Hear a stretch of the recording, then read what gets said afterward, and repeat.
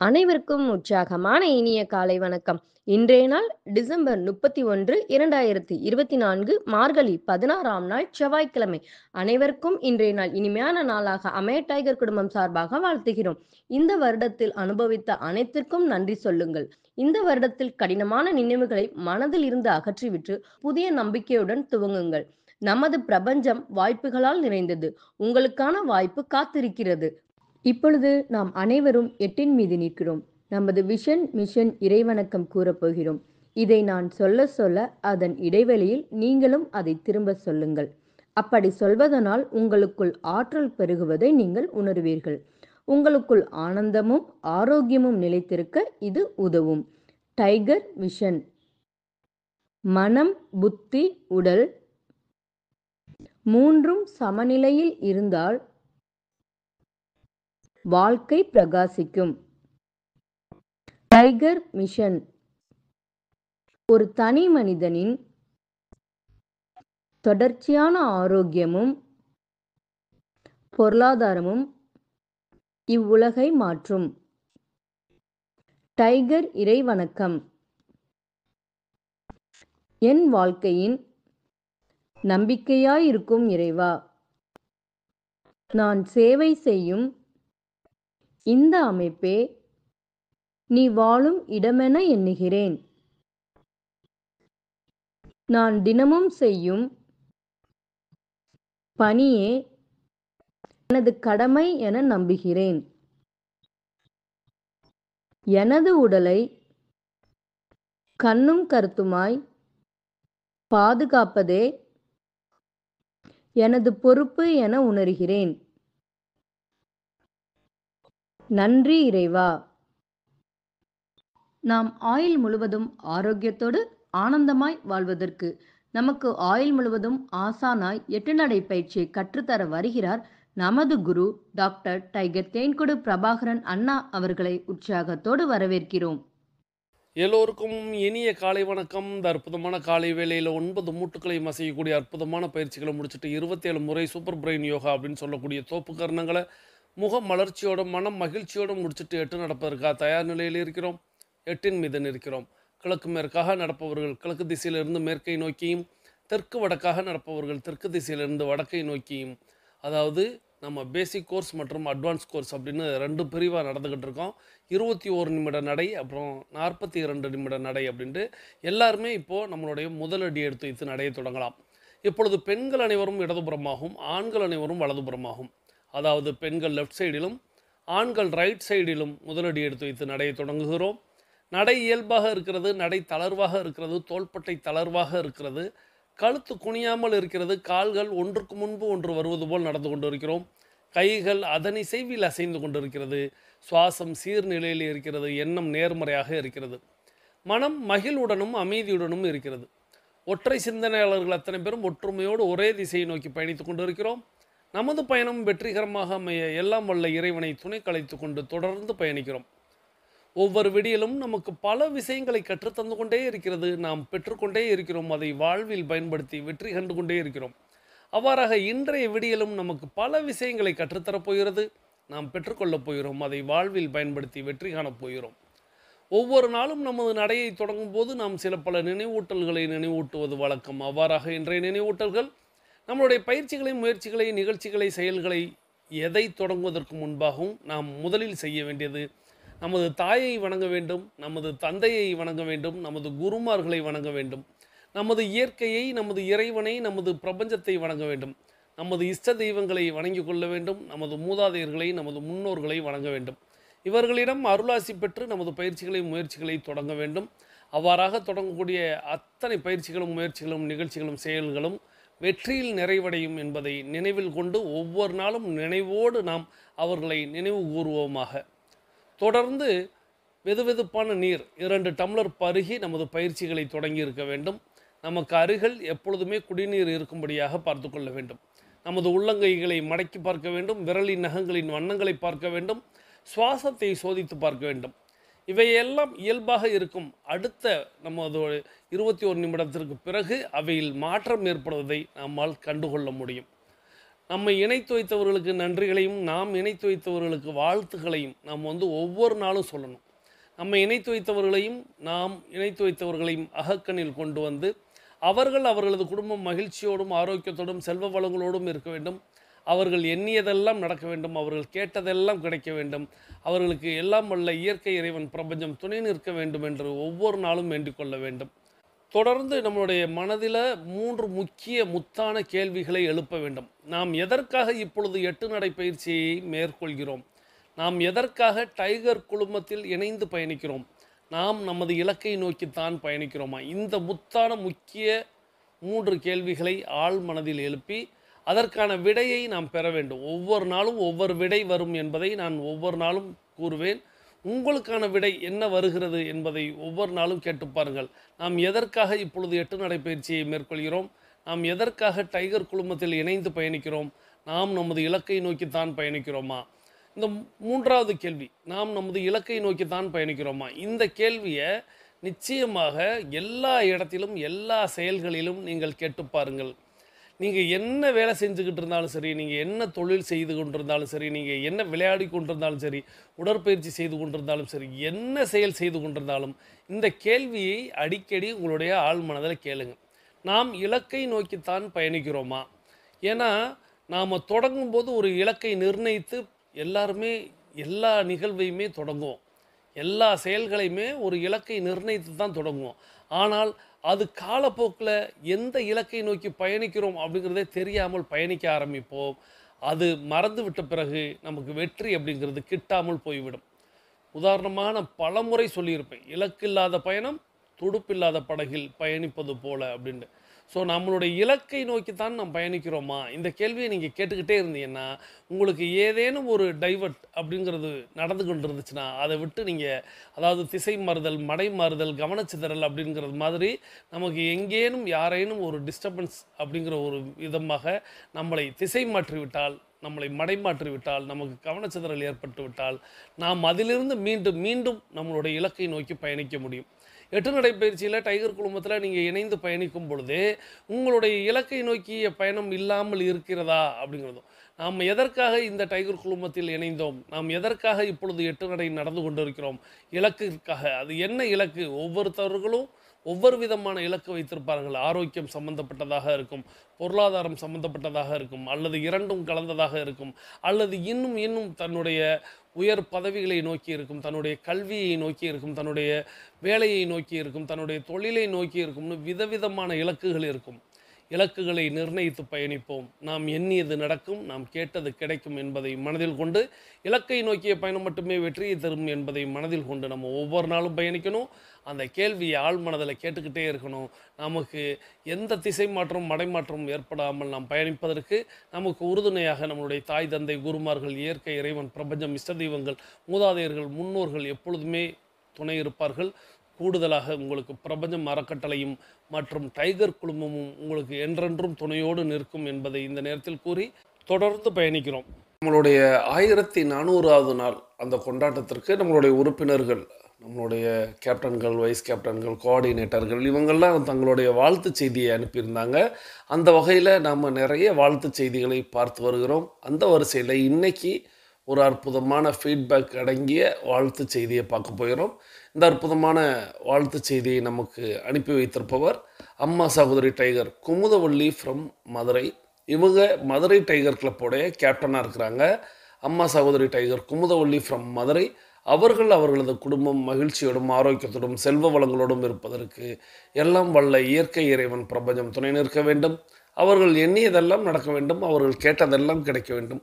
அவர்களது குடும்பத்தில் ஆரோக்கியம் நிலைத்திருக்க வேண்டும், ஆனந்தம் நிலைத்திருக்க வேண்டும், அவர்களுடைய பொருளாதாரம் உயர்ந்து கொண்டே இருக்க வேண்டும், அவர்களது பணி சிறந்து விளங்க வேண்டும், அவர்களது பணி பிறர் பாராட்டும்படியாக அமைய வேண்டும். அதை எல்லாம் வல்ல இயற்கை இறைவன் பிரபஞ்சம் அவர்களுக்கு வழங்க வேண்டும் என்று நானும் வேண்டிக் கொள்கிறேன். என்னுடைய வாழ்த்துக்களையும் தெரிவித்துக் கொள்கிறேன். நீங்களும் உங்களுடைய வாழ்த்து மலைகளை அம்மா சகோதரி tiger Kumudavalli from Madurai tiger club captain அவர்களுக்கு வழங்குமாறு கேட்டு, இப்போ அவங்க வழங்க போகிற அந்த வாழ்த்து செய்தியில் நிறைய நேரங்களில் நிறைய விஷயங்கள், நான் குறிப்பிடக்கூடிய பல்வேறு விஷயங்களை மீண்டும் அவர்கள் அழுத்தி சொல்கிறாங்க.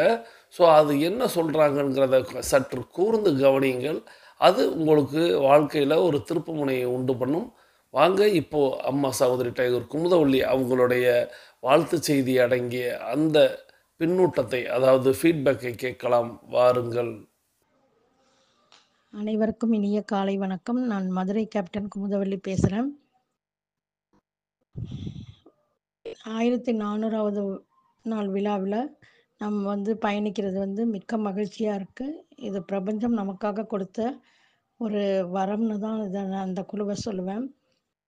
எப்படி நமக்கு ஒரு தீபாவளியோ, பொங்கலோ வர்றப்போ, ஒரு நாள் கூட லீவ் இல்லாம காவல்துறை மற்றும் மருத்துவமனைகள் செயல்படுதோ, அதே மாரி இவங்களும் ஒரு நாள் கூட விடுமுறை என்பது இல்லாமல் நமக்காகவே அவங்க ஒவ்வொரு நாளும் அந்த ஆடியோ வழங்கி, நமக்காக எல்லாமே குடுக்குறாங்க. அதுக்கு காரணமான நமது ஆசான் டாக்டர் தேன்குடு தம்பி பிரபாகரன் அவர்களுக்கும், அ நமது ஃபேமிலி டீம் மெம்பர்ஸ் திருமதி அகிலா கோபிநாத், ஜெயந்தி மகராஜ், மணிகண்டன், ராகுல் ரமணன் அவர்களுக்கும் முதல்ல நான் என் நன்றிய சொல்லிக்கிறேன்.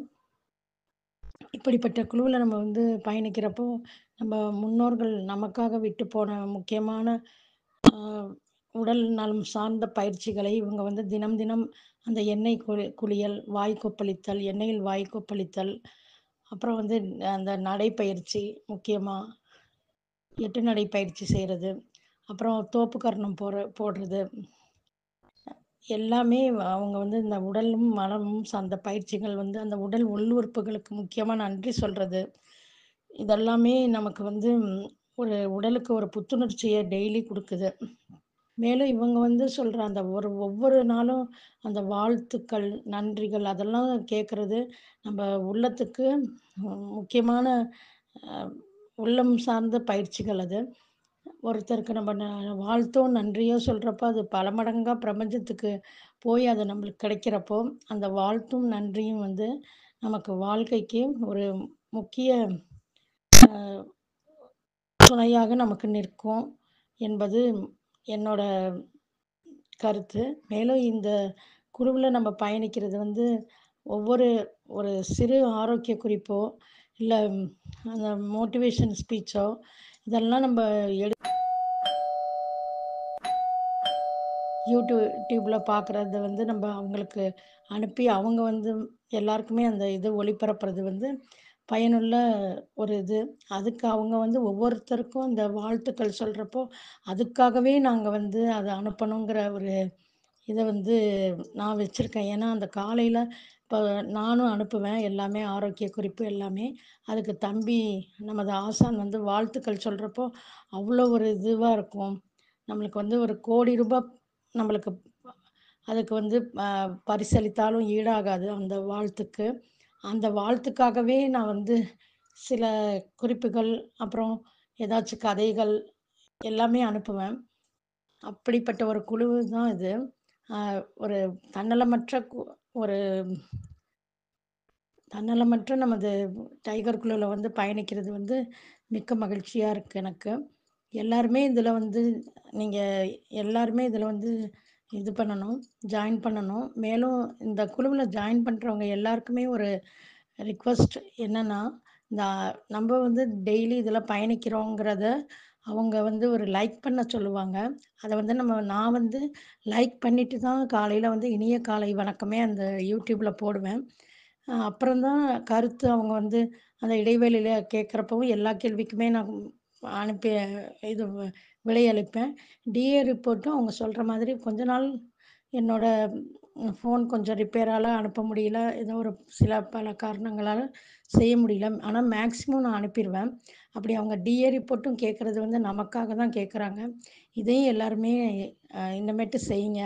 அப்புறம் அந்த லைக் பண்ணிட்டு இந்த இத சப்ஸ்கிரைப் பண்ணுங்க. அப்புறம் அத ஸ்டேட்டஸா வைங்க. இது நமக்கு நமக்கு அவங்க இந்த டைகர் குழு 1400 அ 400வது நாள் விழாவிற்கு நம்மை அழைத்து வந்த இந்த குழுவிற்கு நாம் செய்யும் ஒரு சின்ன பரிசு இது. எல்லாருமே எல்லாருமே யார் பார்க்குறீங்களோ இந்த குழுவுல உள்ளவங்க எல்லாருமே ஸ்டேட்டஸ் வைக்கணும். அப்புறம் அந்த இத கேட்டுட்டு லைக், சப்ஸ்கிரைப் பண்ணணும். இதெல்லாம் பண்ணா தான் நம்ம இந்த குழுவுல பயணிக்கிறதுக்கு நாம வந்து அவங்களுக்கு திரும்ப செலுத்தும் ஒரு மரியாதைன்னு நான் நினைக்கிறேன். இத அவங்கவங்க நீங்க செய்வீங்க. இருந்தாலுமே இத ஒரு ரிக்வெஸ்ட்டா இந்த நேரத்தில நான் கேட்டுக்கிறேன். மேலும் இந்த குழுவ நம்ப வந்து வாழ்த்த அ நமது மதுரை டைகர் குழுவின் சார்பாக எங்களது வைஸ் கேப்டன்கள், எங்களது மதுரை டைகர் குழு உறுப்பினர்கள் சார்பாக மீண்டும் ஒரு முறை நமது ஆசான் தம்பி தேன்குடு தம்பி பிரபாகரன் அவர்களுக்கு எங்களது வாழ்த்துக்கள், நன்றிகள். ஃபேமிலி டீமுக்கும் எங்களது வாழ்த்துக்கள், நன்றிகள். அனைத்து டைகர் குழு கேப்டன்கள், வைஸ் கேப்டன்கள், ஒருங்கிணைப்பாளர்கள் மற்றும் எல்லா டைகர் குழு உறுப்பினர்களுக்கும் எங்களது மனமார்ந்த வாழ்த்துக்கள், நன்றிகள். மேலும் இந்த குழு மேலும் மேலும் வளர்ந்து இந்த விழாக்கள் கொண்டாடணும். இப்படிப்பட்ட விழாக்கள் கொண்டாடுவது வந்து நமது உள்ளத்துக்கும் நம்ம வந்து எல்லாருமே திரும்ப அந்த குழுவுல பயணிக்கிறோங்கிறத வந்து இதில் வந்து நம்ம வந்து அந்த ஒரு நாள் தான் வந்து பேசுகிறோம். இந்த மாதிரி இந்த விழா வந்து ஒவ்வொரு இதுவும் நம்ம கொண்டாடணும். மேலும் இந்த டைகர் குழு வளர்ந்து எல்லா உலகம் முழுவதும் பரவ வேண்டும் என்பது என்னோட கருத்து. வாழ்க வளமுடன், வாழ்க நலமுடன். நன்றி அம்மா சகோதரி tiger Kumudavalli from Madurai tiger club captain அவர்கள் அவர்களது குடும்பம் மகிழ்ச்சியோடும் ஆரோக்கியத்தோடும் செல்வ வளங்களோடும் இருப்பதற்கு எல்லாம் வல்ல இயற்கை இறைவன் பிரபஞ்சத்தை வேண்டி அம்மாவுடைய அந்த கருத்து பின்னூட்டங்கள் நிச்சயமாக கேட்டிருப்பீங்க. அம்மாவை பற்றி குறிப்பிடணும் அப்படின்னா, அம்மா நம்மளுடைய நீண்ட கால தொடர்ந்து பயணிக்கக்கூடிய ஒரு அற்புதமான ஒரு உறுப்பினர், டைகர் உறுப்பினர் அப்படிங்கிறத சொல்லலாம். அவங்க தன்னுடைய குடும்பத்தோட நம்மளுடைய முதல் கேம்பில் வந்து கலந்துக்கிட்டாங்க. அதிலிருந்து நான் அவர்களை எண்ணி பார்க்கிறேன். குடும்பத்தினரோடு தங்களுடைய பிள்ளைகளோடு அவங்க வந்து கலந்துக்கிட்டாங்க.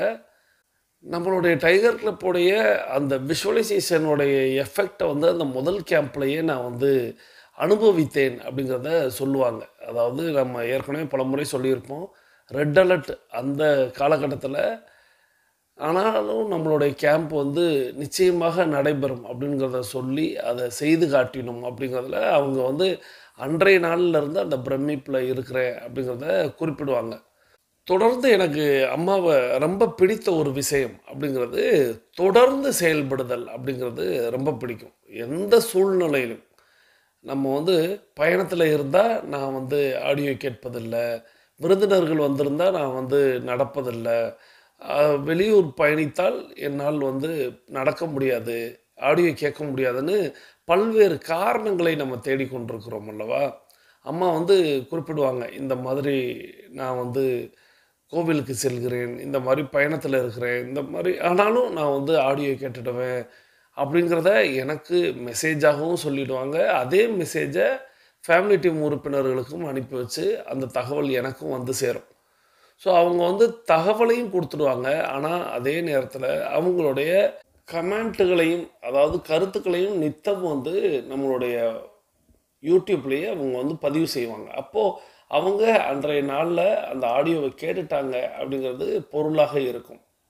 இன்னொரு சூழ்நிலையை சொல்லலாம். நான் ஏற்கனவே சொல்லியிருப்பேன், அது பெயர் குறிப்பிடாமல் சொல்லியிருப்பேன். ஆனால் இந்த நேரத்தில் அதை சொல்லணும். அம்மாவுடைய தந்தையார் வந்து தவறிட்டாங்க. அந்த சூழ்நிலையில் எனக்கு அந்த செய்தியை சொல்கிறாங்க. சொல்லிவிட்டு நான் வந்து வெளியூர் பயணிக்கிறேன் அப்படிங்கிற தகவலை சொல்கிறாங்க. நம்மளும் அவங்களுக்கு அந்த இரங்கலுக்கு நம்மளும் வந்து செய்தி அனுப்பி வைக்கிறோம். ஆனாலும் அவங்க அந்த பயணத்தில் இருக்கும் பொழுது அவர்களுக்கு மன ஆறுதல் அப்படிங்கிற ஒரு விஷயம் தேவைப்படும். அந்த சூழ்நிலையில் நம்மளுடைய ஆடியோவை விடிகாலையில், அவங்க பயணத்தில் இருந்தால் கூட விடிகாலையில் அந்த ஆடியோவை முழுமையாக கேட்குறாங்க. கேட்டு அதற்கு தன்னுடைய அந்த கஷ்டமான சூழ்நிலையில் கூட அவங்களுடைய கருத்தை அந்த இடத்துல பதிவிடுறாங்க. இது எப்பேற்பட்ட சூழ்நிலை அப்படிங்கிறத நீங்கள் எண்ணி பார்க்க வேண்டும். தன்னுடைய தந்தையார் இறந்த செய்தி கேட்டு அவங்க வந்து பயணத்தில் இருக்கிறாங்க. அப்படி பயணிக்கக்கூடிய காலத்தில் எத்தனையோ பேர் எல்லாவற்றையும் மறந்துவிடும். என்னடா சூழ்நிலை கிடைக்கும் அப்படின்னு இருக்கக்கூடிய இந்த நேரத்தில் இப்பேற்பட்ட ஒரு சூழ்நிலையில் இது எனக்கு இன்னும் ஆறுதலை தரும், என்னை வந்து இந்த சூழ்நிலையிலிருந்து சற்று என்னை வந்து சாந்திப்படுத்தும் அப்படின்னு அவர்கள் எண்ணி அந்த ஆடியோவை அன்றைய பொழுதில் கேட்டு அதற்கு கருத்தும் அவங்க பதிவிட்டிருந்தாங்க. நான் அன்றையே சொல்லியிருந்தேன், நிறைய பேருக்கு அது நினைவுக்கு வரலாம். ஸோ இப்பேற்பட்ட சூழ்நிலையில் கூட அவங்க தொடர்ந்து நம்மளோடு பயணிக்கக்கூடிய அற்புதமான சகோதரி அப்படிங்கிறத அந்த நேரத்தில் குறிப்பிட்டு, தொடர்ந்து அவங்களோட பேசக்கூடிய தருவாயிலாம் அவங்க ஆசைப்படுவது எல்லாமே டைகர் கிளப் அப்படிங்கிறது இப்படி வளரணும், இப்பேற்பட்ட ஒரு அமைப்பு வந்து நிறைய பேர் இடத்துல போய் சேரணும் அப்படின்னு தொடர்ந்து என்னிடத்திலும் சொல்லுவாங்க. அவங்களும் அதை விஷுவல் பண்ணிக்கிட்டே இருப்பாங்க. அவங்களும் இன்றைக்கும் பார்த்திங்கன்னா நிறைய விஷயங்களை உங்களுக்கும் சொல்லும் விதமாக, அதாவது உறுப்பினர்களுக்கும் சொல்லும் விதமாக, நாம் எவ்வாறாக டைகர் கிளப்புக்கு நம்மளுடைய நன்றி கடனை திரும்ப செலுத்த வேண்டும் அப்படிங்கிறத சொன்னாங்க. டெய்லி ஆக்டிவிட்டி ரிப்போர்ட் அப்படிங்கிறத அனுப்பிடணும், ஸ்டேட்டஸ் அப்படிங்கிறத வைக்கணும், நிறைய உறுப்பினர்களை இணைத்து வைக்கணும் அப்படின்னு அவங்களுடைய ஆசையை வந்து அவங்க வெளிப்படுத்தினாங்க. அதையும் நீங்கள் கவனிச்சிருப்பீங்க. ஸோ அம்மாவுக்கு இந்த நேரத்தில் என்னுடைய நன்றியை சொல்லி, தொடர்ந்து உங்களுடைய பயணம் அப்படிங்கிறது இலக்கை நோக்கி இருக்கட்டும். நீங்கள் பல்வேறு இலக்குகளை அடைந்து நீங்கள் மகிழ்ச்சியோடும் ஆரோக்கியத்தோடும் செல்வ வளங்களோடும் இருப்பதற்கு எல்லாம் வல்ல இயற்கை இறைவன் பிரபஞ்சம் துணை நிற்க வேண்டும் அப்படிங்கிறத சொல்லி, இந்த நேரத்தில் இன்னொரு செய்தியும் நினைவுக்கு வருது. ஏன்னா அம்மா இப்போ குறிப்பிட்டாங்கல்ல, இந்த இந்த வாழ்த்து செய்திக்காகவே நான் வந்து நித்தம் வந்து ஆடியோ அனுப்புவேன். ஸோ இந்த வாழ்த்து அப்படிங்கிறது எத்தனை ஆயிரம் கோடிகள் கொட்டினாலும் கிடைக்காது அப்படிங்கிற மாதிரி சொல்லியிருந்தாங்க. அதற்காகவே நம்ம வந்து ஆடியோ எடுத்து அனுப்பணும் அப்படிங்கிறதையும் சொல்லியிருந்தாங்க. ஸோ இதைத்தான் நானும் உங்களிடத்தில் எல்லாரிடத்திலும் வலியுறுத்துகிறேன். நீங்களும் உங்களுடைய ஆடியோவை அனுப்பி வைங்க. நீங்களும் உங்களுடைய வாழ்த்துக்களை பெறுவதற்கு நீங்களே ஒரு முத்தாய்ப்பாக இருக்க முயற்சியுங்கள். ஏன்னா நம்மளை எத்தனையோ நபர்கள், அதுவும் இந்த நடக்கும் பொழுது நீங்கள் நல்லா இருக்கணும் அப்படின்னு அவர்கள் எண்ணும் பொழுது அது உங்களை வாழ்வாங்கு வாழ வைக்கும், நீடூழி வாழ வைக்கும். ஸோ டைகர் கிளப்பில் பயணிக்கக்கூடிய அத்தனை பேருக்கும் அந்த பாக்கியம் கிட்ட வேண்டும் அப்படிங்கிறது தான் நம்மளுடைய ஆசை. ஸோ அம்மாவுக்கு இந்த நேரத்தில் நன்றியை சொல்லி, நீங்களும் உங்களுடைய வாழ்த்து மலைகளை சகோதரி tiger Kumudavalli from Madurai tiger club captain அவர்களுக்கு வழங்குமாறு கேட்டு தொடர்ந்து பயணிக்கிறோம். தொடர்ந்து இன்றைக்கி வந்து நம்ம வந்து வருடத்தோடைய கடைசி நாள், அதாவது 2024 டிசம்பர் 31 அப்படின்னு சொல்லக்கூடிய 365வது நாளில் நம்ம வந்து நிற்கிறோம். நாளைக்கு வந்து புது வருடம் அப்படிங்கிறது பிறக்கிறது. ஸோ இந்த புது வருடத்திற்கு நாம் எப்பொழுதுமே நேற்றைக்கே அதை ஒரு கேள்வியாக வச்சுருந்தோம். ஏதேனும் ஒரு சபதம் மேற்கொள்வோம், ஏதேனும் ஒரு குறிக்கோளை நிர்ணயித்து பயணிப்போம். அவ்வாறாக இந்த 2025ஆம் ஆண்டிற்கான புதிய இலக்குகள், புதிய சபதம் அப்படிங்கிறத நாம் நிர்ணயித்துட்டோமா அப்படிங்கிற நிறைய பேர் ஆம் அப்படின்னு தான் பதில் சொல்லியிருந்தீங்க. ஸோ அது பற்றின குறிப்பை வந்து நான் இடைவேளைக்கு பிறகு சொல்கிறேன். ஸோ இப்போது நம்மளுடைய 8 நடையின் முதல் பகுதி அப்படிங்கிறது நிறைவுக்கு வருகிறது. பேசிக் கோர்ஸில் இருக்கக்கூடியவங்களும் அட்வான்ஸ் கோர்ஸில் இருக்கக்கூடியவங்களும் தொடங்கின திசைக்கு வந்து விடுகிறோம். இப்பொழுது நம்மளுடைய உள்ளங்கைகளை மடக்கி பார்க்கிறோம், இறுக்கமாக இருக்கிறது. விரலின் நகங்களின் வண்ணங்களை பார்க்கிறோம், சிவப்பு வண்ணத்தில் மாறி இருக்கிறது. சுவாசத்தை சோதித்து பார்க்கிறோம். 2வது நாசியிலும் சூப்பராக சுவாசம் வரக்கூடிய இந்த வேளையில் நாம் அனைவரும் நமக்கு அருகில் இருக்கக்கூடிய குடிநீரை எடுத்து நிறுத்தி நிதானித்து ரசித்து ருசித்து பருகிக்கொள்கிறோம். தண்ணீர் பருகுதல் என்பது ஒரு கலை என்பதை நாம் அறிவோம்.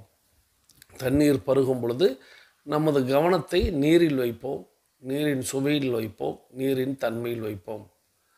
நீர் என்பது பிரதானம் என்பதை நினைவில் கொள்வோம். நீரையும் உணவையும் நாம் நிதானித்து பருக பழகுவோம். இந்த பழக்கத்தை நித்தம் நாம் தொடர்ந்து செய்ய அது நம்மளுடைய வழக்கமாக மாறும். ஸோ பழக்கம் வழக்கமாக மாறுவதற்கு நாம் தொடர்ந்து பழக்கத்தை செய்தால் அது வழக்கமாக மாறும் என்பதை நினைவில் கொண்டு, நான் ஏற்கனவே சொன்னது போல் இந்த புத்தாண்டிலிருந்து ஒரு சபதம் அப்படின்னா இந்த பழக்கத்தை நாம் தொடர்ந்து செய்து வழக்கமாக்க வேண்டும் என்பதையும் கூடுதல் செய்தியாக வைத்து தண்ணீர் பருகி முடிச்சிருப்பீங்க. தண்ணீர் பருகி முடித்தவங்க இப்போ உங்களுக்கு அருகில் இருக்கக்கூடிய மொபைல் ஃபோனை கையில் எடுத்துக்கிறீங்க. மொபைல் ஃபோனை கையில் எடுத்துக்கிட்டு கருத்து பதிவிட போகிறீங்க.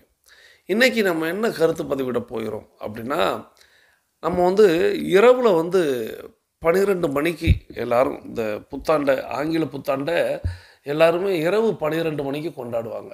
என்னைய கேட்டால் எப்பொழுதுமே விடிகாலை பொழுது அப்படிங்கிறது தான் ஒரு நாளின் தொடக்கம் அப்படிங்கிறத நம்ம பலமுறை சொல்லியிருப்போம்.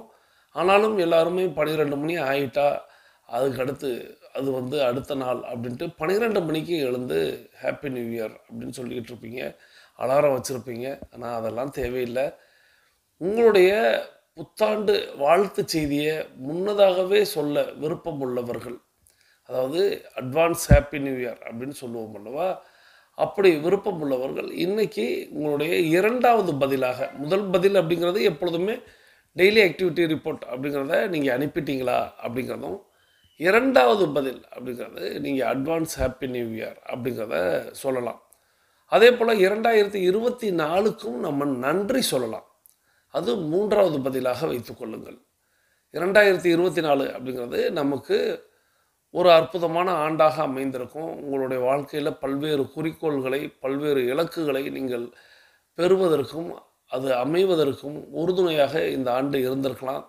இந்த ஆண்டில் ஏதேனும் ஒரு தவறான செயல்கள், தவறான நிகழ்வுகள் நடந்திருக்கலாம். இருப்பினும் இந்த ஆண்டுக்கு நம்ம வந்து நம்மளுடைய நன்றியை சொல்லுவோம். ஏன்னா நன்மையை மட்டும்தான் நம்ம பார்க்கணும். ஸோ நன்றி நம்ம சொல்லலாம்.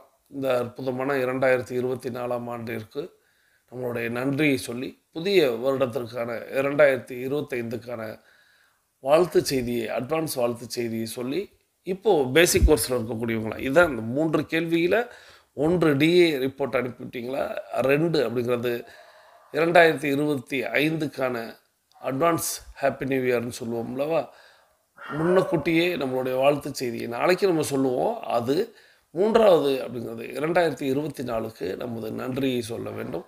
ஸோ இந்த 3 கேள்விக்கும் விடையளித்து கொண்டு பேசிக் கோர்ஸில் இருக்கக்கூடியவங்கள்லாம் அஃபர்மேஷன் விசுவலைசேஷன் செய்துட்டு மீதம் இருக்கக்கூடிய ஆடியோவை கேட்க வாங்க. அட்வான்ஸ் கோர்ஸில் இருக்கக்கூடிய 42 நிமிட நடைக்காரர்களுக்கான அடுத்த சுற்று தொடங்குகிறது. வாருங்கள், நமக்கான நேரம் தொடங்குகிறது. இப்பொழுது ஆண்கள் அனைவரும் இடதுபுறமாகவும் பெண்கள் அனைவரும் வலதுபுறமாகவும், அதாவது ஆண்கள் லெஃப்ட் சைடிலும் பெண்கள் ரைட் சைடிலும் முதலடி எடுத்து வைத்து நடையை தொடங்குகிறோம். நடை இயல்பாக இருக்கிறது, நடை தளர்வாக இருக்கிறது, தோள்பட்டை தளர்வாக இருக்கிறது, கழுத்து குனியாமல் இருக்கிறது, கால்கள் ஒன்றுக்கு முன்பு ஒன்று வருவது போல் நடந்து கொண்டு இருக்கிறோம், கைகள் அதனிசைவில் அசைந்து கொண்டு இருக்கிறது, சுவாசம் சீர்நிலையில் இருக்கிறது, எண்ணம் நேர்மறையாக இருக்கிறது, மனம் மகிழ்வுடனும் அமைதியுடனும் இருக்கிறது. ஒற்றை சிந்தனையாளர்கள் அத்தனை பேரும் ஒற்றுமையோடு ஒரே திசையை நோக்கி பயணித்து கொண்டு இருக்கிறோம். நமது பயணம் வெற்றிகரமாக அமைய எல்லாம் வல்ல இறைவனை துணை கலைத்து கொண்டு தொடர்ந்து பயணிக்கிறோம். தொடர்ந்து நம்ம இடைவேளைக்கு முன்பாக, இடைவேளையில் அந்த புத்தாண்டு அப்படிங்கிற ஒரு விஷயத்தை சபதம் ஏற்பது, இலக்கை நிர்ணயிப்பது அப்படிங்கிறதும், புத்தாண்டை நம்ம எப்படி கொண்டாடுவது அப்படிங்கிறத நம்ம பார்த்தோம். அதை பற்றின சில விளக்கங்களை இந்த நேரத்தில் குறிப்பிடுகிறேன் அப்படிங்கிறத சொல்லியிருந்தேன். இப்போது புத்தாண்டு அப்படின்னா நம்ம ஒவ்வொரு வாரத்தின் தொடக்கத்திலும் ஒவ்வொரு மாதத்தின் தொடக்கத்திலும் ஒரு இலக்கை நிர்ணயிங்கள் அப்படின்னு நான் உங்களுக்கு சொல்லுவேன். அந்த இலக்கை வந்து நீங்கள் அடைவதற்கு விஷுவல் பண்ணுங்கள் அப்படிங்கிறத சொல்லுவேன். அதே போல் தான் ஆண்டின் தொடக்கம், ஒவ்வொரு ஆண்டின் தொடக்கத்திலையும் நீங்கள் வந்து ஒரு இலக்கை நிர்ணயிக்கலாம். கடந்த ஆண்டு வந்து நம்ம வந்து மாடி தோட்டம், வீட்டில் தோட்டம் அப்படிங்கிறத அமைக்கணும் அப்படிங்கிறதும், உண்டியலில் பணம் சேர்க்கணும் அப்படிங்கிற ஒரு பழக்கத்தை நம்ம வந்து செய்யணும் அப்படிங்கிறத சொல்லியிருந்தோம். அதை நிறைய பேர் கடைபிடித்து, நிறைய பேர் உங்களுடைய ஃபோட்டோஸ், அந்த செடி வளர்ப்போடைய ஃபோட்டோஸ்லாம் வந்து அனுப்பியிருப்பீங்க. நான் சமீபத்தில் தூத்துக்குடி சென்றிருந்த பொழுது அம்மா சகோதரி டைகர் ஜெயக்கொடி ஃப்ரம் தூத்துக்குடி, அதாவது நம்மளுடைய குடும்ப உறுப்பினர் சகோதரி டைகர் அகிலா கோபிநாத் அவங்களுடைய தாயார், அவங்க வீட்டுக்கு நம்மளை அழைத்து சென்று அவங்களுடைய அந்த மாடித்தோட்ட அந்த செடிகளையும் அதனுடைய வளர்ச்சிகளையும் எனக்கு காட்டணும் அப்படின்னு பிரயாசப்பட்டு சந்தோஷப்பட்டு காட்டினாங்க. ஸோ ரொம்ப அற்புதமாக, ஏன்னா அவங்க வந்து நிறைய ஃபோட்டோஸும் அனுப்பி வைப்பாங்க. அப்படி அவங்களுடைய தோட்டத்தில் சின்ன சின்னதாக அங்கே வெண்டிக்காய் முளைத்திருப்பதை பார்க்கும் பொழுது இதுதான் நம்மளுடைய அந்த சந்தோஷத்தை அவங்க சொன்னாங்க. அப்பாவுக்கு இதுதான்ப்பா சந்தோஷம். அப்பா தான் இதை வந்து கவனிப்பாங்க அப்படிங்கிறதெல்லாம் குறிப்பிட்டிருந்தாங்க. முழுமையாக தோட்டத்திலேயே 1 மணி நேரத்துக்கு மேலாக செலவழிப்பாங்க மாடியில். ஸோ அப்படின்னு அவங்க சந்தோஷப்படும் பொழுது, இதுதான் எல்லாருக்கும் வேணும். இதுதான் எல்லாரும் கடைப்பிடிக்கணும் அப்படிங்கிறத நான் வந்து போன ஆண்டு சொன்னேன். அதை செயல்படுத்தி, அதாவது "ஒரு பானை சோற்றுக்கு ஒரு சோறு பதம்" அப்படின்னு சொல்லுவாங்க. அதுபோல நம்மளுடைய மொத்த உறுப்பினர்கள் குடும்பத்திலையும் ஒரு நபர் காட்டியது அப்படிங்கிறது அந்த நேரத்தில் எனக்கு வந்து மிகப்பெரிய சந்தோஷத்தை தந்துச்சு. நான் பிரபஞ்சத்துக்கு நன்றி சொன்னேன். ஸோ நீங்களும் எல்லாருமே செய்திருப்பீர்கள் அப்படின்னு நான் நம்புகிறேன். இந்த இடத்துல கூடுதலாக நிறைய பேர் நான் வந்து இதே போல் உங்களுடைய இல்லங்களுக்கு வரணும் அப்படின்னு நீங்கள் ஆசைப்படுவீங்க, ஆசைப்படுறீங்க. நிறைய பேர் கோரிக்கை வைக்கிறீங்க. நான் உங்கள் ஏரியாவை கிராஸ் பண்ணும்போது நான் வரணும் அப்படின்னு ரொம்ப விரும்புவீங்க. நான் இந்த இடத்துல கூடுதலாக ஒரு செய்தி இந்த இடத்துல சொல்லணும் அப்படின்னா, அப்படி நான் வரணும் அப்படின்னு நீங்கள் ஆசைப்படுறீங்க அப்படின்னா, கூடுதலாக ஒரு ஒரு பாயிண்ட் என்ன அப்படின்னா, நீங்களும் உங்களுடைய வீட்டில் சிறிதளவாவது மாடி தோட்டம் அல்லது உங்கள் வீட்டு தோட்டம் அப்படிங்கிறத நீங்கள் அமைக்கணும். இது ஒரு கோரிக்கையாக வைக்கிறேன். இது இருந்துச்சு அப்படின்னா அதை பார்க்கறதுக்கு நான் வர்றேன் அப்படிங்கிறத சொல்கிறேன். அதாவது உங்களையும் பார்க்கணும், அதே நேரத்தில் நீங்கள் ஒரு சிறிய லெவலில் ஒரு சின்னதாக ஒரு 10 தொட்டியை வச்சு கூட அதில் நான் வந்து செடிகள் வளர்க்கிறேன் அப்படிங்கிறத நீங்கள் செய்து காட்டினீர்கள் என்றால் நிச்சயமாக இந்த ஆண்டு நான் வர்றதுக்கு இப்பயே நான் வந்து உத்தரவாதம் தருகிறேன். அதே போல் இந்த பணம் சேமிப்பு அப்படிங்கிறத உண்டியல் அப்படிங்கிற ஒரு விஷயத்தெல்லாம் சொல்லியிருந்தோம். ஸோ அதையும் நிறைய பேர் கடைபிடிக்கிறீங்க. அதற்கும் என்னுடைய நன்றிகளையும் வாழ்த்துக்களையும் தெரிவித்து, ஸோ இதுதான் இந்த ஆண்டு புத்தாண்டு பரிசாக நான் உங்களிடத்தில் தருவது. உங்கள் இல்லங்களுக்கு வரும் பொழுது, வரணும் அப்படின்னு நீங்கள் ஆசைப்படும் பொழுது, நீங்கள் இந்த செயலை செய்திருக்க வேண்டும். அப்போது அதை இன்றே நீங்கள் தொடங்குவதற்கு முனைப்பாக செயல்படணும். ஏன்னா நாளையிலேருந்து நம்ம பண்ணணும் அப்படின்னா, இன்றைக்கி ஒரு 2-3 தொட்டிகள் அப்படிங்கிறத வாங்கி அதற்கு தேவையான மண் அப்படிங்கிறத சேகரித்து நீங்கள் வந்து ரெடியாகுங்க. ஸோ அது உங்களுக்கும் ஆனந்தத்தை தரும், உங்கள் குடும்பத்துக்கும் ஆரோக்கியத்தை தரும். கூடுதலாக உங்களுக்கு இந்த புத்தாண்டு பரிசு கிட்டும். ஸோ இது இந்த நேரத்தில் நான் உங்களிடத்தில் சொல்லணும்னு ஆசைப்பட்டது. ஸோ இவைகளை நீங்கள் வந்து செய்யுங்க. அதுபோல் இப்போது செடி வளர்வதும் உங்களுடைய உண்டியலில் பணம் சேருவதும் வளர்ச்சி அப்படிங்கிற ஒரு விஷயத்தை நோக்கி உங்களை கொண்டு போகும். அது இன்னும் உங்களுக்கு மகிழ்ச்சி அப்படிங்கிற ஒரு விஷயத்தை தந்து சேர்க்கும். நீங்களும் இன்னும் ஆரோக்கியத்தோடு இன்னும், ஏன்னா இதெல்லாம் நீங்கள் தொடர்ந்து செய்ய செய்ய டைகர் கிளப்போடு இணைந்து நீங்கள் பயணிக்க உங்களுடைய ஆரோக்கியம் மேம்படுவதை உங்களால் உணர முடியும். ஸோ ஆரோக்கியம்தான் நமக்கு மிகப்பெரிய சொத்து. அதையும் இயற்கையோடு சேர்ந்து நாம் நம்மளுடைய பொருளாதாரத்தை உயர்த்துவதை நம்ம வந்து குறிக்கோளாக வைத்து பயணிக்கணும். உங்களுடைய இலக்குகளை நீங்கள் வந்து டைரியில் எழுதணும். டைரியில் எழுதி அதை நீங்கள் விஷுவல் பண்ணி இந்த ஆண்டு வெற்றி பெறுவதற்கு நாளைக்கு இன்னும் பல்வேறு விஷயங்களை கற்றுத்தருகிறேன். நாளை 8 நடை அப்படிங்கிற பயிற்சி முடிச்சுட்டு நீங்கள் டைரி எழுதலாம். அதுக்கப்புறம் அதை நோக்கி பயணிக்கலாம். நிச்சயமாக இந்த ஆண்டும் உங்களுக்கு ஒரு வெற்றி ஆண்டாக, நீங்கள் எண்ணிய அதை நடக்க வைக்கக்கூடிய ஆண்டாக இருக்கும். தொடர்ந்து நம்ம இப்போ ஒரு ஆடியோ கேட்க போகிறோம். இந்த ஆடியோவும் நமக்கு அடுத்த ஆண்டை நம்ம எப்படி எதிர்கொள்ள வேண்டும் அப்படிங்கிறத, நாம் எப்படி சபதம் ஏற்று எந்த மாதிரியான விஷயங்களில் நம்ம வந்து தேங்கி நிற்கிறோம் அப்படிங்கிறத நினைவூட்டும் விதமாக இருக்கும். ஸோ இந்த அற்புதமான ஆடியோவை நமக்கு தேர்வு செய்து அனுப்பி வைத்திருப்பவர் சகோதரர் tiger Mario Kulothungan from Chennai. இவங்க நார்த் சோன் டைகர் கிளப்போடைய வைஸ் கேப்டனாக இருக்கிறாங்க. சகோதரர் tiger Mario Kulothungan from Chennai. அவர்களது குடும்பம் மகிழ்ச்சியோடும் ஆரோக்கியத்தோடும் செல்வ வளங்களோடும் இருப்பதற்கு எல்லாம் வல்ல இயற்கை இறைவன் பிரபஞ்சத்தை வேண்டி அவர்கள் எண்ணியதெல்லாம் நடக்க வேண்டும், அவர்கள் கேட்டதெல்லாம் கிடைக்க வேண்டும், அவர்களது குடும்பத்தில் ஆரோக்கியம் நிலைத்திருக்க வேண்டும், ஆனந்தம் நிலைத்திருக்க வேண்டும், அவர்களுடைய பொருளாதாரம் உயர்ந்து கொண்டே இருக்க வேண்டும், அவர்களது பணி சிறந்து விளங்க வேண்டும். அதை எல்லாம் வல்ல இயற்கை இறைவன் பிரபஞ்சம் அவர்களுக்கு வழங்க வேண்டும் என்று நானும் வேண்டிக் கொள்கிறேன். நீங்கள் உங்களுடைய வாழ்த்து மலைகளை சகோதரர் tiger Mario Kulothungan from Chennai அவர்களுக்கு வழங்குமாறு அன்போடு கேட்டு, இந்த ஆடியோ கொஞ்சம் லென்த்தியான ஆடியோ, ஆனால் இந்த ஆடியோ வாழ்க்கைக்கு ஒரு பெரிய திருப்புமுனை ஏற்படுத்தக்கூடிய ஆடியோ. ஸோ கொஞ்சம் கவனமாக கேளுங்க. ஆடியோடைய முடிவில் நம்மளுடைய 8 நிலை 42வது நிமிடம் நிறைவுக்கு வரும். வாங்க இப்போ நம்ம அந்த ஆடியோவை கேட்டுக்கொண்டே பயணிக்கலாம். பொதுவாவே உங்களோட இலக்கை அடைய நினைக்கிறப்போ எல்லாரும் காமனா ஃபேஸ் பண்றது லிமிட்டிங் பிலீஃப்ஸ் தான். என்னால முடியாது, எனக்கு இன்னும் அனுபவம் வேணும், எனக்கு இது கிடைக்காது, இப்படி நமக்கு நாமே முடியாதுன்னு முத்திர குத்திருப்போம். ஹாரி பாட்டர் ஞாபகம் இருக்கா? எல்லாரையும் வியக்க வச்ச ஒரு மேஜிக் மூவி. படத்தை பார்த்ததும் ஹாக்வர்ட்ஸ் ஸ்கூல் மாதிரி உண்மையாவே ஒரு ஸ்கூல் இருக்கணும்னு ஆசையா இருந்தது. ஆனா இந்த கதை எழுதின ஜே.கே. ரவுலிங் எவ்வளவு பிரச்சனைகளை ஃபேஸ் பண்ணாங்க தெரியுமா? வெளி உலகத்துல பல தடைகளை ஃபேஸ் பண்ணாங்க. முக்கியமா இந்த லிமிட்டிங் பிலீஃப்ஸ் அவங்கள முன்னேற விடாம பண்ணுச்சு. அதை ஓவர் கம் பண்ணி தான் சக்சஸ பார்த்தாங்க. என்னால எழுத முடியாது, ஏன்னா நான் ஒரு சிங்கிள் மதரா இருக்கேன், எனக்கு எந்த சப்போர்ட்டும் இல்ல, என்கிட்ட அவ்வளவு பணம் கூட இல்ல, இப்படி நினைச்சாங்க. இதுதான் அவங்களோட லிமிட்டிங் பிலீஃப். ஆக்சுவலி அவங்க நினைச்சா பணத்தை சம்பாதிச்சிருக்க முடியும். அவங்களுக்கு சப்போர்ட் இல்லைனாலுமே அவங்களோட திறமையை வச்சு பெட்டரா மாறி இருக்க முடியும். ஆனாலும் லிமிட்டிங் பிலீஃபோட தான் அவங்க இருந்தாங்க. செம்ம டிப்ரெஷன்ல இருந்தாங்க. ஏன்னா எழுதின புக்ஸ பப்ளிஷ் பண்றதுக்கு கூட யாரும் ரெடியா இல்ல. இதெல்லாம் வியாபாரம் ஆகாதுமான்னு ஓப்பனா சொல்லி அனுப்பிட்டாங்க. ஒரு முறை 2 முறை இல்ல, 12 முறை ரிஜெக்ட் செய்யப்பட்டுச்சு அவங்களோட புக்ஸ். புள்ளையும் பார்க்கணும், பொழப்பையும் பார்க்கணும், அவ்வளவுதான் நம்மள முடிச்சு விட்டாங்க போங்கன்னு ஜே.கே. ரவுலிங் நினைச்ச அந்த டைம்ல தான் இருங்க பாய்னு ஒரு ஸ்பார்க் ஒண்ணு வந்து என்னால முடியும்டான்னு திரும்ப எழுத ஆரம்பிச்சாங்க. அவங்க புக்கை பப்ளிஷ் பண்ண ஏஜென்சி ஒண்ணு ரெடியா இருந்தாங்க. தன்னோட முழு எஃபர்ட்டுக்கும் அவங்களுக்கு ஒரு நாள் பலன் கிடைச்சது.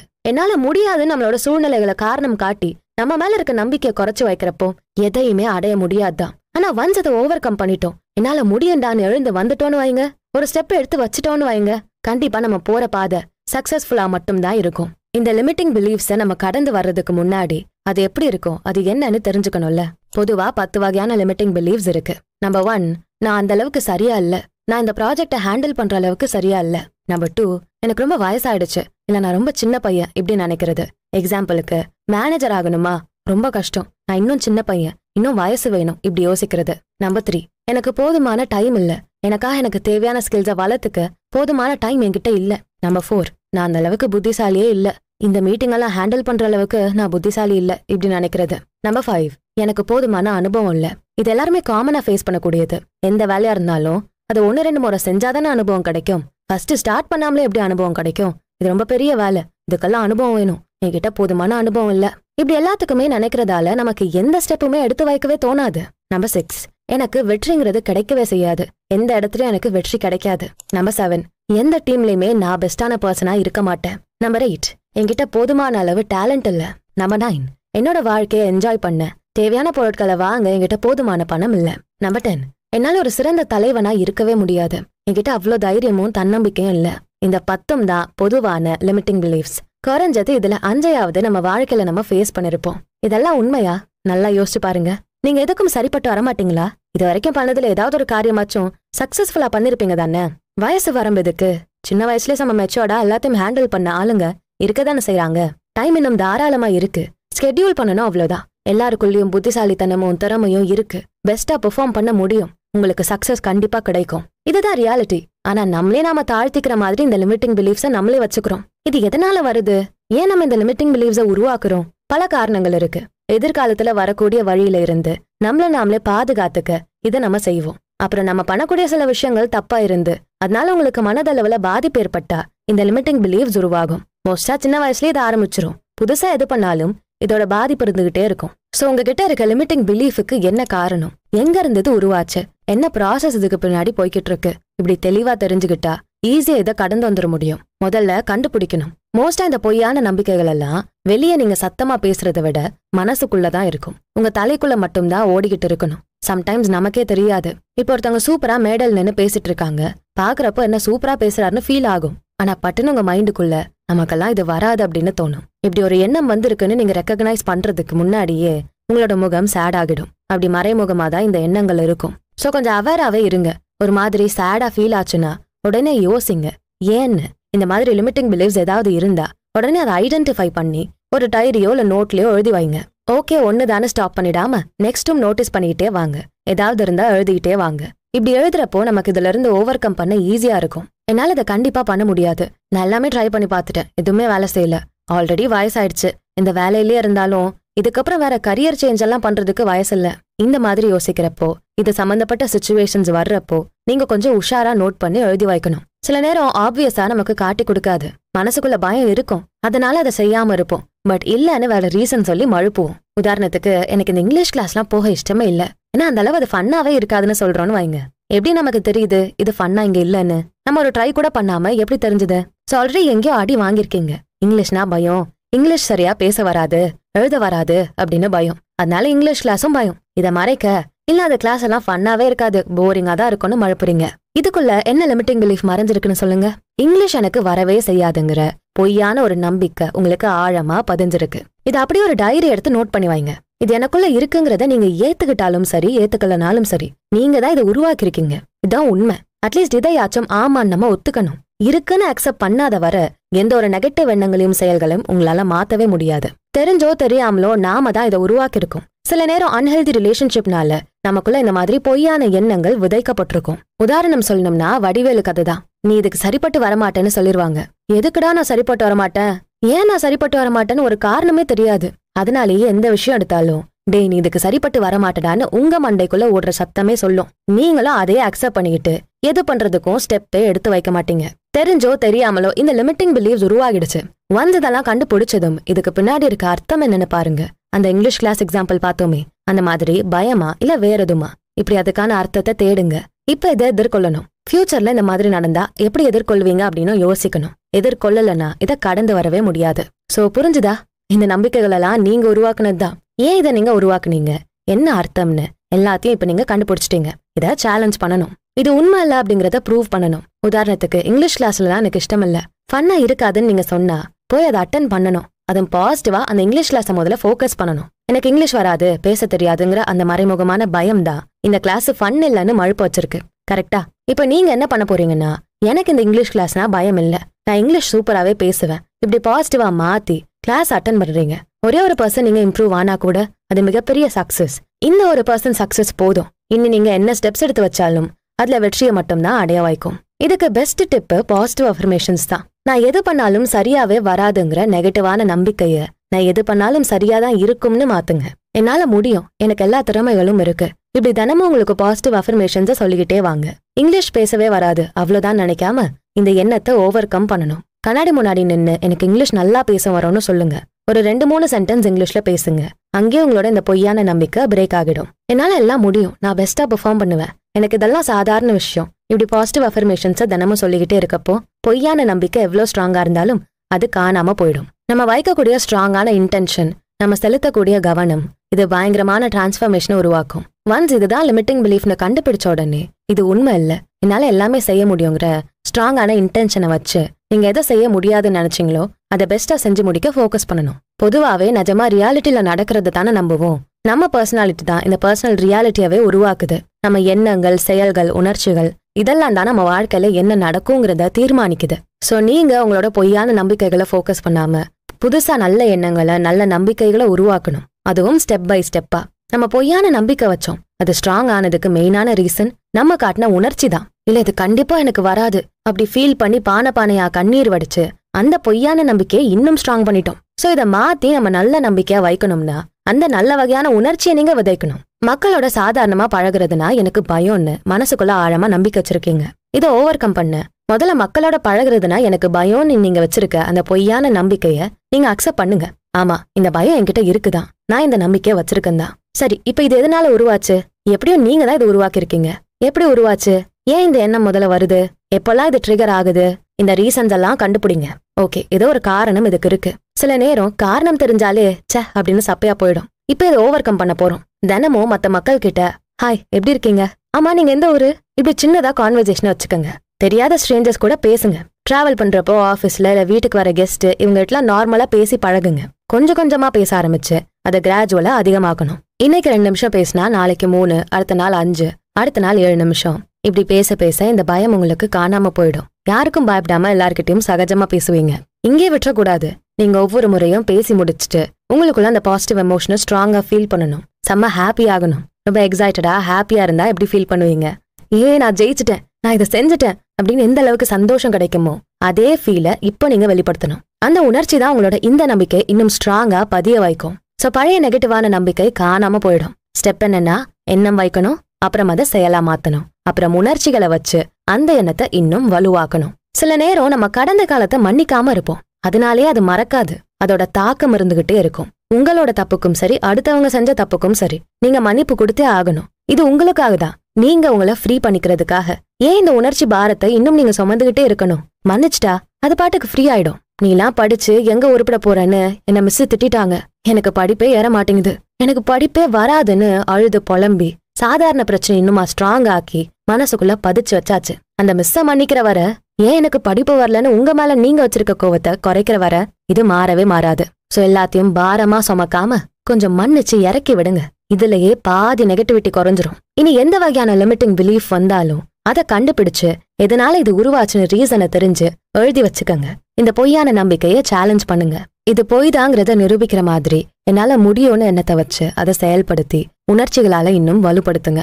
இந்த லிமிட்டிங் பிலீஃப் காணாம போயிடும். ஒன்ஸ் எதிர்த்துட்டா போதும், கண்டிப்பா 1% ஆச்சும் இம்ப்ரூவ்மெண்ட் தெரியும். இதுவே சக்சஸ் தான். இனி எந்த வகையான லிமிட்டிங் பிலீஃப்ஸையும் கடந்து வர முடியும். சோ பாசிட்டிவா மட்டுமே யோசிச்சு செயல்பட்டு பாசிட்டிவ் எமோஷன்ஸை மட்டுமே வெளிப்படுத்துங்க.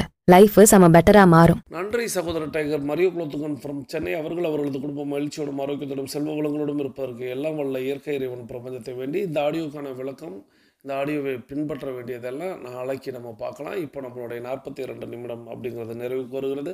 வாருங்கள் அனைவரும் தொடங்கிய திசைக்கு வந்து விடுகிறோம். நம்ம எல்லாருமே இப்போது கிழக்கு திசையை நோக்கி நின்று அஃபர்மேஷன் விசுவலைசேஷன் செய்து இன்றைய நாளை தொடங்கும். இன்றைய நாள் உங்களுக்கு அற்புதமான நாளாக அமையட்டும். மீண்டும் சந்திப்போம், கலந்து சிந்திப்போம். வாழ்க நலத்துடன், வாழ்க வளத்துடன். நன்றி.